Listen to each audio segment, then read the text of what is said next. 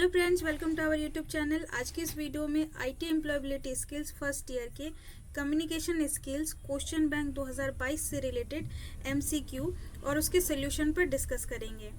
Communication skills में total 73 question है, जिसे मैंने 5 पार्ट पर डिवाइड कर दिया है। ये दूसरा पार्ट है। फर्स्ट पार्ट अपलोड कर दिए गए हैं, आप प्लेलिस्ट पर जाकर देख सकते हैं। तो चलिए हम लोग स्टार्ट करते हैं सेकंड पार्ट को। फर्स्ट पार्ट में हम लोग क्वेश्चन नंबर 17 तक डिस्कस किए थे, तो इस पार्ट में हम लोग क्वेश्चन नंबर 18 से कंटिन्यू करेंगे। क्वेश्चन को कंटिन्यू करने से पहले मैं बताना चाहूँगी कि अगर अभी तक आप लोगों ने हमारे यूट्यूब चैनल को सब्सक्राइब नहीं किया है तो प्लीज़ सब्सक्राइब कर लीजिएगा, क्योंकि आईटीआई से रिलेटेड जितने भी सारे न्यू अपडेटेड क्वेश्चन होंगे वो हम जितने भी सारे वीडियोस होंगे इससे रिलेटेड हम लोग इस यूट्यूब चैनल पर अपलोड करने वाले हैं। तो ये आपके आने वाले एग्ज़ाम के लिए बहुत ही हेल्पफुल होगी। और सब्सक्राइब करने के बाद बेल आइकन को प्रेस करना ना भूलिएगा, ताकि जब भी न्यू वीडियो हम लोग डालेंगे अपलोड करेंगे तो तुरंत नोटिफिकेशन आपको मिल जाएगा। तो चलिए आते हैं क्वेश्चन नंबर 18 पर। क्वेश्चन नंबर 18 है, while we communicate it is important to pay attention to. यानी कि जब हम संवाद करते हैं, जब हम बातचीत करते हैं, तो यह ध्यान देना महत्वपूर्ण होता है कि ऑप्शन ए है आवर वर्बल एक्सप्रेशन, यानी हमारी मौखिक अभिव्यक्ति। ऑप्शन बी है आवर नॉन वर्बल एक्सप्रेशन, यानी हमारे गैर मौखिक अभिव्यक्ति। ऑप्शन सी है both verbal and non verbal expression, यानी दोनों मौखिक अभिव्यक्ति और गैर मौखिक अभिव्यक्ति। ऑप्शन डी है neither verbal nor non verbal expression, यानी दोनों में से कोई नहीं, ना तो मौखिक अभिव्यक्ति और ना ही गैर मौखिक अभिव्यक्ति। तो इसका राइट आंसर हो जाएगा option C both verbal and non verbal expression. क्योंकि जब हम बातचीत करते हैं किसी के साथ तो इन चीज़ों पर हमें ध्यान देना चाहिए। किन किन चीज़ों पर? तो गैर मौखिक अभिव्यक्ति पर भी और मौखिक अभिव्यक्ति पर भी, यानी वर्बल एक्सप्रेशन पर भी और नॉन वर्बल एक्सप्रेशन भी। जैसे कि मान लेते हैं कि हम जिससे बात कर रहे हैं, मान लेते हैं तो वहाँ उनके यहाँ कुछ घटना घट चुकी है और वो दुखी है। तो दुखी है तो हमें भी सैड एक्सप्रेशन देना चाहिए, यानी कि उनको संतावना देना चाहिए। और उस केस में अगर हम संतावना देने के बजाय हम हंसेंगे या स्माइली फेस देंगे तो ये अच्छा कम्युनिकेशन नहीं होगा और उनको बुरा लगेगा। ठीक है, तो दैट मीन्स कि हमें नॉन वर्बल एक्सप्रेशन पर भी ध्यान देना चाहिए। ऐसा नहीं कि हम दुखी हैं और स्माइल फेस दिए जा रहे हैं, तो ये तो गलत हो जाएगा। जैसा हम शब्द चुनेंगे उस हिसाब से हमें एक्सप्रेशन भी देना होगा। ठीक है, दैट मीन्स कि जब हम संवाद करेंगे, बातचीत करेंगे किसी से, तो ये ध्यान देना महत्वपूर्ण होगा किन किन चीज़ों पर। तो जो मौखिक अभिव्यक्ति होगा उन पर भी और हमारे गैर मौखिक अभिव्यक्ति दोनों पर। ठीक है, तो राइट आंसर क्या हो जाएगा? राइट आंसर हो जाएगा option C both verbal and non verbal expression. Next question है, when a participant is quiet during a group discussion. यानी कि समूह चर्चा के दौरान एक प्रतिभागी कब चुप रहता है? ऑप्शन ए है I will encourage them to participate, यानी कि मैं उन्हें भाग लेने के लिए प्रोत्साहित करूंगा। ऑप्शन बी है use the chance to speak, यानी कि बोलने के अवसर का उपयोग। ठीक है। ऑप्शन सी है फॉरगेट देयर प्रेजेंस, यानी वो उसकी उपस्थिति को भूलना। या ऑप्शन डी है स्पीक ऑन देयर बिहाफ, यानी उनकी ओर से बोलना। तो इसका राइट आंसर क्या हो जाएगा? इसका राइट आंसर हो जाएगा ऑप्शन ए, यानी कि कोई ग्रुप डिस्कशन हो रहा है। ठीक है, एक पार्टिसिपेंट है, कोई प्रतिभागी है, तो वो चुप है। ये कब चुप रहेगा, कब चुप रहता है? तो इसका राइट आंसर हो जाएगा ऑप्शन ए, वो कहीं ना कहीं वो डिसाइड कर चुका है कि वो इसमें भाग लेंगे, हो सकता है, और साथ ही साथ जो भी ग्रुप के लोग हैं उनको एनकरेज करेंगे, प्रोत्साहित करेंगे कि इसमें भाग लें। तो दैट मीन्स कि इस स्थिति में क्या होगा? इस स्थिति में जो प्रतिभागी होंगे, पार्टिसिपेंट होंगे, वो ग्रुप डिस्कशन के दौरान चुप रहेंगे। ठीक है, तो उसका राइट आंसर हो गया ऑप्शन ए। नेक्स्ट क्वेश्चन है, one way of showing interest when you have a conversation is. यानी कि जब आप बातचीत करते हैं तो रुचि दिखाने का एक तरीका क्या है इनमें से? ऑप्शन ए है summarising their ideas at the end, यानी कि समाप्ति के बाद उनके आइडियाज माने उनके विचारों को समराइज यानी संक्षेप में करना। या ऑप्शन बी है इंटरफेयर्स एज दे स्पीक, जब वो बोल रहे हो तो बीच में बात को काट देना या बीच में बोलना। ऑप्शन सी है fall asleep as they talk, यानी कि जब बातचीत कर रहे हो तो उनके बातों के बीच सो जाना। ऑप्शन डी है speaking your point of view when not asked, जब वो नहीं कह रहे हैं फिर भी आप अपनी बातों को रखना, ठीक है, आपके पॉइंट ऑफ व्यूज़ को रखना, अपने विचारों को रखना, बिना पूछे अपनी बात को रखना, दैट मीन्स। तो इसका राइट आंसर क्या हो जाएगा? इसका राइट आंसर हो जाएगा option A summarising their ideas at the end, यानी कि आप किसी से बातचीत कर रहे हो, ठीक है, तो अगले को लगना चाहिए कि हाँ आप उनकी बातों पर रुचि दिखा रहे हो, तो उन्हें ऐसा लगना चाहिए या लगने के लिए आप क्या करेंगे, क्या तरीका एक है। तो इनमें से ये तरीका है कि जो भी कॉन्वर्सेशन हुआ, जो भी बातें हुई, उन्होंने जो भी पॉइंट ऑफ व्यूज़ रखे, उनके आइडियाज़ को सबसे आखिरी में जब बातचीत ख़त्म हो जाए तो आखिरी में क्या करेंगे, आप संक्षेप में अगर बताएंगे तो उन्हें ये लगेगा कि हाँ आप उनकी बातों में रुचि रखते हैं और यही एक तरीका है, ठीक है। तो राइट आंसर क्या हो जाएगा? Right answer option A. Next question है recording oneself speak in a smartphone can be useful for, यानी कि अपने आप को स्मार्टफोन में बोलकर रिकॉर्ड करना किसके लिए उपयोगी हो सकता है। ऑप्शन में दिया हुआ है 4 ऑप्शन, तो इसमें बताना है कि इनमें से किस चीज़ के लिए उपयोगी हो सकता है, ठीक है। अपने आप को, अपनी आवाज़ को, अपनी वॉइस को स्मार्टफोन में बोलकर रिकॉर्ड करना, तो इनमें से किस में उपयोगी हो सकता है। ऑप्शन में देख लेंगे, ऑप्शन ए है looking at it whenever you are free, यानी कि जब आप फ्री हो, जब कोई काम ना हो तब इसको देखने के लिए। ऑप्शन बी है checking our strength and weakness as a communicator, यानी कि एक कम्युनिकेटर यानी एक संचार के तौर पर अपनी स्ट्रेंथ यानी शक्ति और अपनी वीकनेस कमजोरी की जांच करना। ऑप्शन सी है शोइंग टू फ्रेंड्स, दोस्तों को दिखाने के लिए। ऑप्शन डी है पोस्टिंग इट ऑन फेसबुक, यानी फेसबुक में पोस्ट करने के लिए।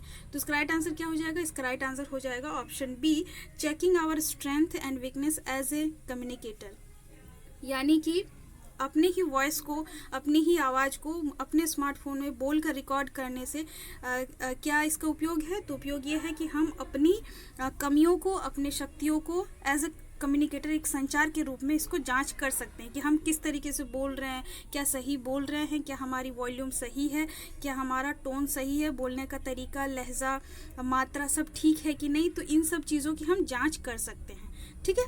तो इसका राइट आंसर हो गया ऑप्शन बी।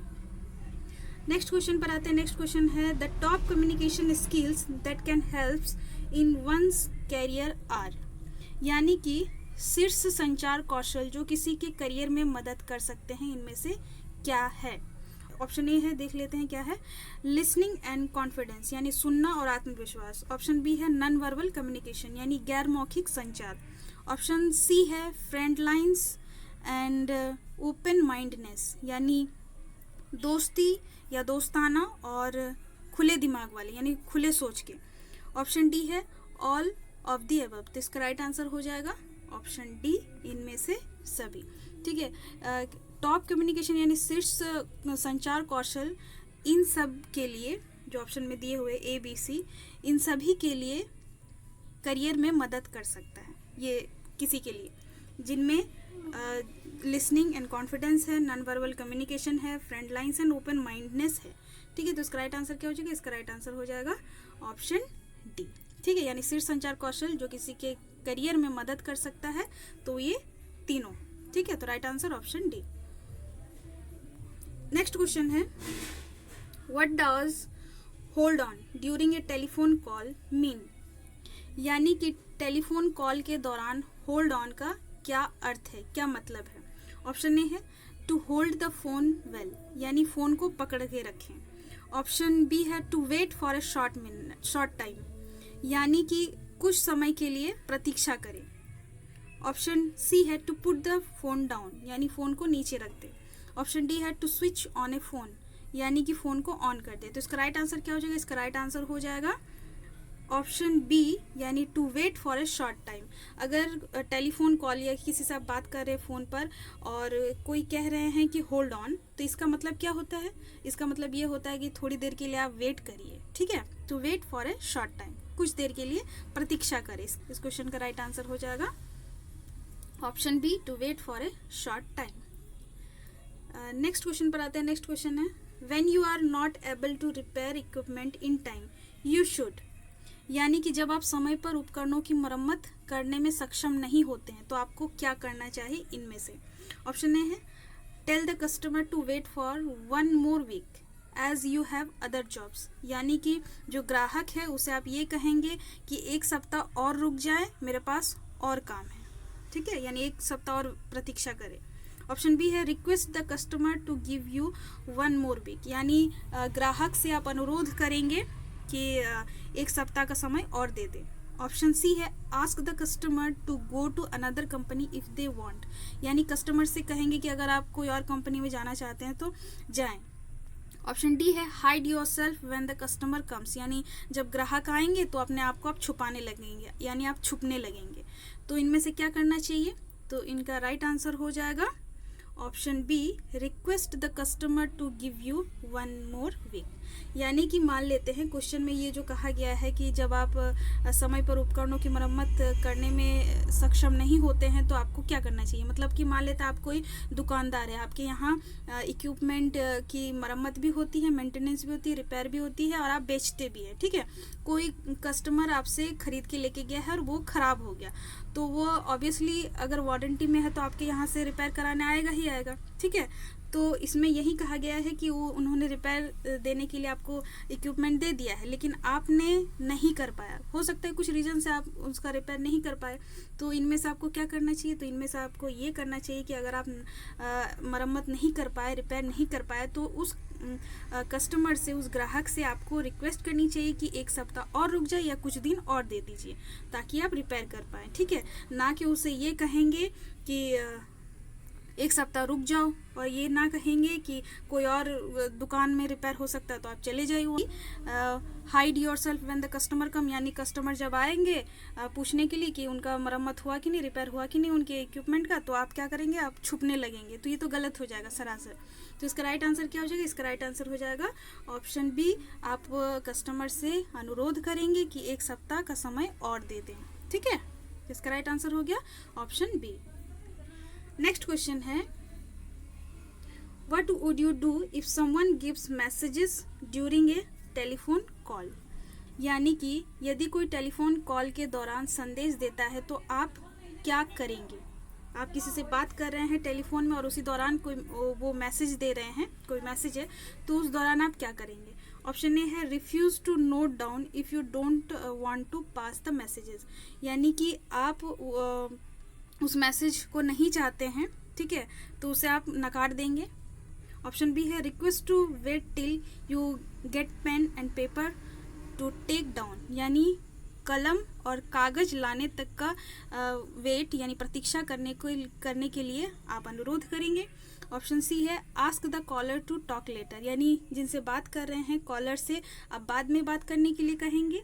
या ऑप्शन डी है नन ऑफ द अबव, इनमें से कोई नहीं। तो इसका राइट आंसर हो जाएगा option B request to wait till you get pen and paper to take down, यानी कि कलम और कागज लाने तक का प्रतीक्षा करने के लिए आप उनसे अनुरोध करेंगे, ठीक है। तो इसका राइट आंसर हो गया ऑप्शन बी।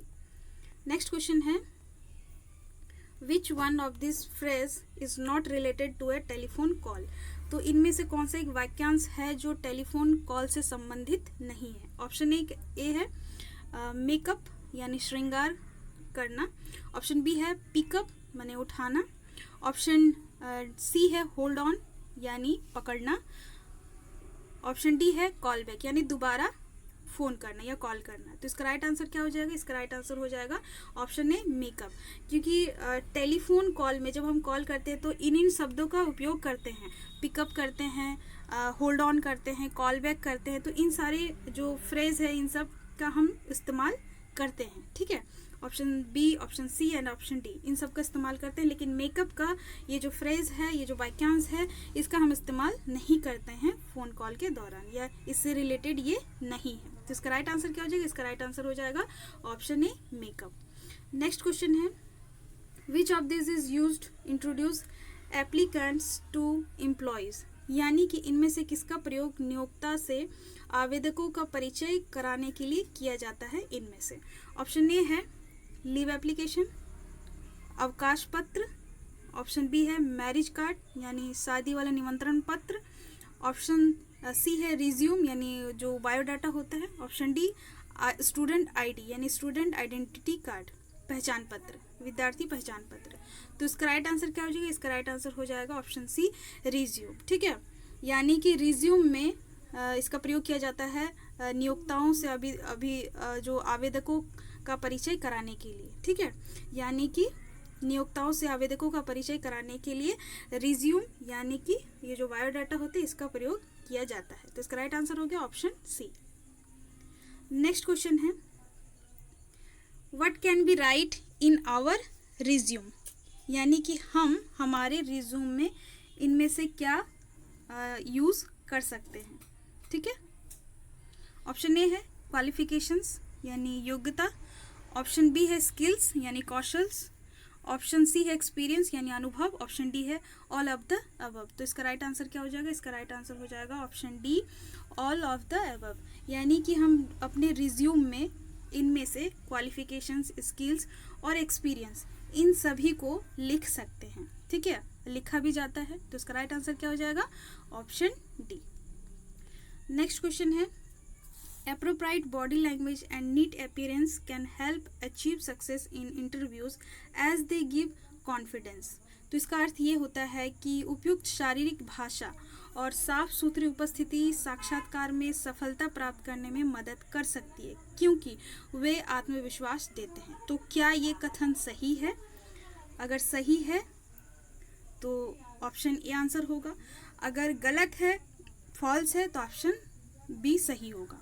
तो आप विचार कीजिए कि क्या अगर हम शारीरिक भाषा अगर हमारी सही रहेगी, बॉडी लैंग्वेज, और हम साफ़ सुथरी यानी जो फॉर्मल ड्रेस होते हैं वैसे साफ़ सुथरे clean and neat and clean कपड़े पहन के, फॉर्मल ड्रेस पहन के हम इंटरव्यू में जाएंगे। ठीक है, तो इंटरव्यू में सफलता पाने के लिए ये मददगार साबित हो सकती है और इस वजह से हम कॉन्फिडेंट भी हो जाते हैं। ठीक है, हमारे अंदर कॉन्फिडेंस आ जाता है कि नहीं ठीक है, हमारा बॉडी लैंग्वेज ठीक है, हम neat and clean formal dress पहन के आए हैं।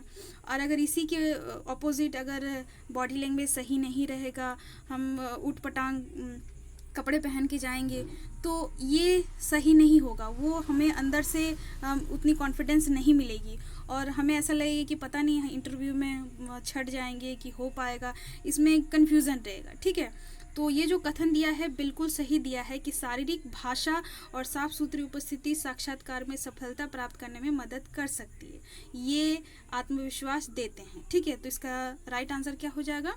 ये राइट आंसर हो जाएगा ऑप्शन ए ट्रू। ठीक है, क्योंकि ये कथन बिल्कुल सही है। ठीक है, तो right answer true. Next question है looking into the speaker's eyes while listening and listener's eyes while speaking shows one as a confident person। इसका अर्थ ये है कि सुनते समय वक्ता की आंखों में देखना और बोलते समय श्रोता की आंखों में देखना एक आत्मविश्वासी व्यक्ति के रूप में दर्शाता है। क्या ये कथन सही है? तो बिल्कुल ये कथन सही है। तो इसका राइट आंसर क्या हो जाएगा? ट्रू।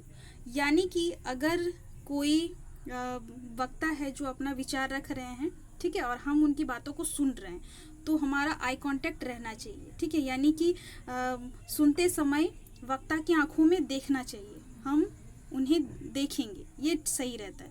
और अगर हम बोल रहे हैं, ठीक है, मान लेते हैं कोई लेक्चर दे रहे हैं, ऑडियंस सामने बैठी हुई है, तब भी हमें बोलते समय ऑडियंस की आंखों में आंखें डालकर ही बोलना चाहिए। ये एक आत्मविश्वासी व्यक्ति के रूप में दर्शाता है, ना कि इधर उधर देखना चाहिए। ठीक है, तो ये कथन बिल्कुल सही है, ऐसा ही करना चाहिए। जब कोई बोल रहे हो तो उनकी आंखों में आंखें डालकर सुनना चाहिए और देख के सुनना चाहिए, और जब हम बोल रहे हैं तो जो श्रोता है उनकी आंखों में देखकर ही बोलना चाहिए। तो ये बिल्कुल कथन सही है, तो इसका राइट आंसर हो जाएगा ट्रू।